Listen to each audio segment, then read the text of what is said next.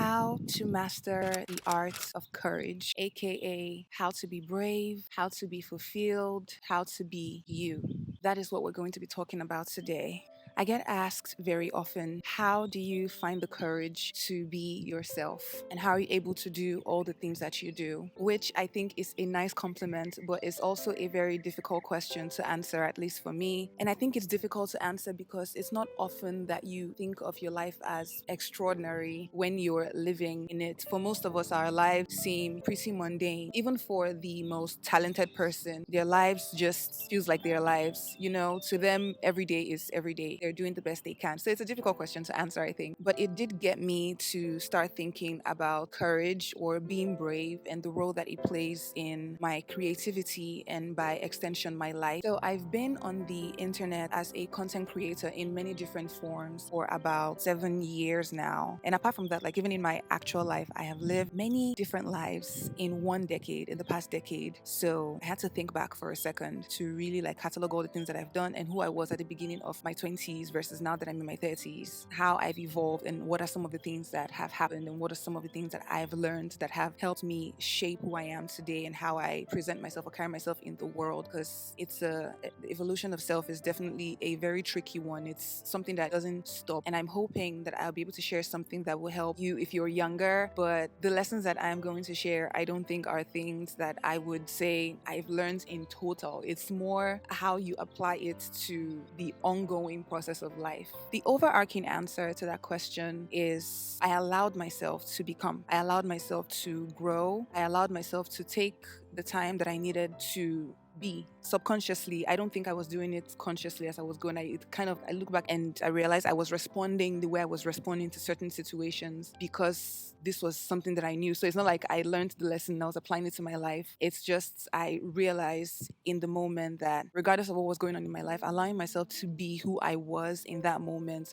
was very important to keeping myself sane. For me, it was all about keeping myself sane and making sure I could make it to the next moment, not unscathed, but at least in full form, because I think life takes a little bit out of us from time to time at lots of different moments. So, in thinking of my day to day and what it looks like, I have managed to pull tangible lessons. Today, I will share four lessons that I've learned over time that have made it easier for me to be brave or have made it easier for me to either appear brave or to practice bravery, which is a key word that I actually want you to keep in mind. Practice. We are not told enough when we're young how much of our lives will take practice. And this ranges from practicing skills that you learn, but also practicing how to be a certain type of person, practicing how to present yourself in the world. Those things take practice. And because we're not told when we're younger how much of life is going to take practice, we end up setting extremely unrealistic high expectations of us and how we're supposed to move through the world. And when things don't align or don't happen the first time, we get frustrated and sometimes give up. So yes, even with bravery and courage, it still takes practice. And that actually beautifully leads me to my first lesson, which is practice makes progress. We hear a lot that practice makes perfect, and I hate that phrase. It is a phrase that sets us up for, I don't know what the opposite of success is, but whatever it is, yes, that's what it is. Practice makes progress. Practice does not make perfect. And when it comes to wanting to be more courageous, wanting to learn how to express yourself, to be brave, to know how to move through the world, and if you're a creative, when it comes to having the courage to put yourself out there, to put whatever it is that you make out there in whatever form, whether you're sewing, singing, making content, whatever it is, it's going to take a lot of practice. I'm saying that word a lot, but it takes practice to move from one step to the next, not from beginning to the end. So the more you can stop yourself from thinking about the end product or the result of whatever you're trying to get, the end of the road, the more you can stop yourself from thinking that far ahead, the better you will be in the moment, because you only have to think of taking the very next step. If having courage or being brave is something that you're struggling with, you shouldn't strive to be the bravest person ever or to be braver than someone. You should want to practice to be a little braver and to learn to speak up and advocate for yourself just a little bit more than you were doing before. You don't have to strive for 100%. So practice makes progress. Do with that what you will. Lesson number 2 is that to have courage is to feel fear. Some of my favorite quotes that have stuck with me over the years are from movies. And if you've seen the Diaries, then you probably remember the quotes that Amelia's father left for her in his journal, which is that courage is not the absence of fear, but it is the realization that something else is more important than fear. And then there's another famous quote from the movie Cinderella Story, the one with Hilary Duff. And the quote is, "Don't let the fear of striking out keep you from playing the game." I think about those two often because I think at the back of our minds, we think courage means the absence of fear, that the people who we consider to be the most courageous are not scared. But it couldn't be farther from the truth. Most of the things that you're going to do, especially if you are at the beginning of the journey of learning to express yourself and to be brave and to put yourself out there in whatever form, you have to do it scared. We hear it all the time. So it seems like there's no other way around it. You can't read your way into being brave. You can't pray your way into being brave. You are going to have to take the step. You're going to have to do at least the first couple of times you're going to do it scared. The very first moments that I can remember, like standing up for myself, whether it was to my parents or to my peers, I did it, like shaking. I was so anxious. It was showing on my literal body that I was uncomfortable with what I was doing, but I pushed through it, and over time it became easier. It becomes easier to defend yourself or to defend someone else or to stand up for someone else or for what you believe in or to put yourself out there. It takes time and it takes practice. You see how all these lessons all kind of warp around each other. It all becomes interchangeable at some point. And that leads me to my next point, which is that you have to shine some light on your shame, because one of the feelings that we're running away from when we are scared to do something, when we are not being courageous, aren't being brave, is because we're running away from shame or the possibility of shame. And when you feel shame about your work or about a certain part of yourself that you don't want to share, the best way to get rid of it, the most efficient way to get rid of it, is to bring it to the light. Because the more you keep this thing hidden inside of you, the more you don't express yourself, the more you keep it in the dark, the more power it has over you. So sometimes you just have to do the thing you want to do the first time. Do it scared, practice. If you can, do it out in public, and it doesn't have to be, like in physical public. You can't keep your shame hidden. Then it is yours. Then it is this big thing looming over you, this big shadow looming over you in the dark. It keeps being bigger and bigger and bigger. But once you bring it out into the light and you let yourself be seen just a little bit, it won't seem so scary the next time you try to do it, or the next time you try to express yourself. It won't seem as scary. The first time is always harder.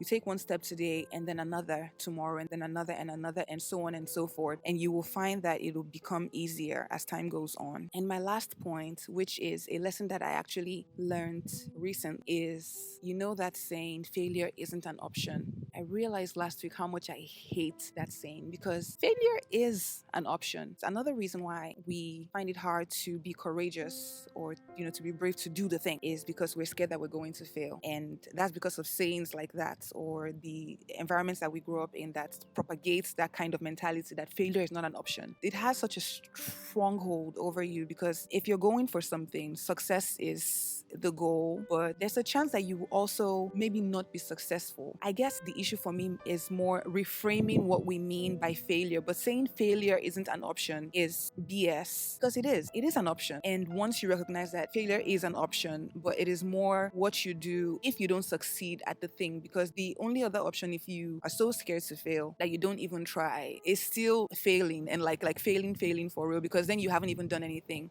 And because you haven't done anything, you haven't learned anything. So it all becomes a moot point at the end of the day. So yeah, those are the 4 things that I have for now. And I'm going to take it back to the first thing that I said, the overarching answer, which is that in learning everything that you learn about yourself when you're practicing courage or being a courageous person, is that you have to know it takes time. Every good thing takes time. Every worthwhile thing that we do or that we strive for takes time. It takes time to become. It takes time to become you. It takes time to get comfortable in your skin. For some people, it takes a much shorter time than it does for others. But for some of us, we have to put in the work, and that work is just as physical as it is mental. And I know we hear it a lot, but you have to be kind and patient with yourself as you would a younger version of yourself. Or at least I hope most of us are kind and compassionate and set realistic goals for the younger people around us. But yeah, treat yourself like you would someone you love. Being a courageous person isn't always loud. It isn't always about grand gestures and big things. It is the little things that we do So, yeah, it is about the small steps that we take, and you can't compare your steps to someone else's because for someone else, the small step that you took that is a huge victory for you, to them may be an everyday thing. It doesn't mean your small step isn't great. You have to think of things relative to you. You have to think of the stride that you take relative to the one that you were taking previously. So, maybe putting out